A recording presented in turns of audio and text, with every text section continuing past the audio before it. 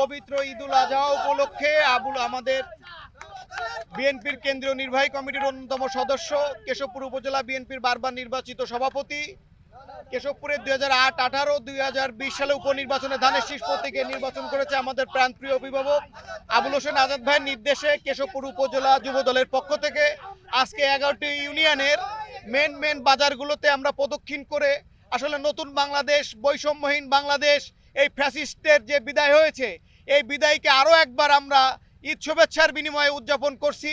এবং সাথে সাথে 11টি ইউনিয়নের যেসব যুবদল, ছাত্রদল সহ আমাদের সহকর্মী বৃন্দরা আছেন, সবাইকে কেশবপুর উপজেলা যুবদলের পক্ষ থেকে ঈদ শুভেচ্ছা জানাচ্ছি এবং আমার প্রাণপ্রিয় সংগঠন বাংলাদেশ জাতীয়তাবাদী যুবদলের পক্ষ থেকে রক্তিম শুভেচ্ছা অভিনন্দন জানাচ্ছি।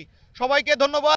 আমরা দীর্ঘ 15-16 বছর ঈদের পরে আমরা এই রকম একটা আয়োজন আমরা করতে পারিনি, এরকম একটা আনন্দ করতে পারিনি, এরকম আমরা ঈদের শুভেচ্ছা আমরা সাধারণ মানুষকে দিতে পারিনি। আমরা 15-16 বছর পরে, দীর্ঘ 15-16 বছর পরে আমরা স্বস্তির নিঃশ্বাস ফেলেছি এবং কেশবপুরীর আনাচে কানাচে মানুষদেরকে আজাদ ভাইয়ের পক্ষ থেকে ঈদের শুভেচ্ছা জানিয়ে আমরা এই কেশবপুরের 11টি ইউনিয়ন আমরা প্রদক্ষিণ করব, এই কথা আমরা কেশবপুরীর সর্বস্তরের জনগণকে জানাতে চাই। সবাইকে ধন্যবাদ।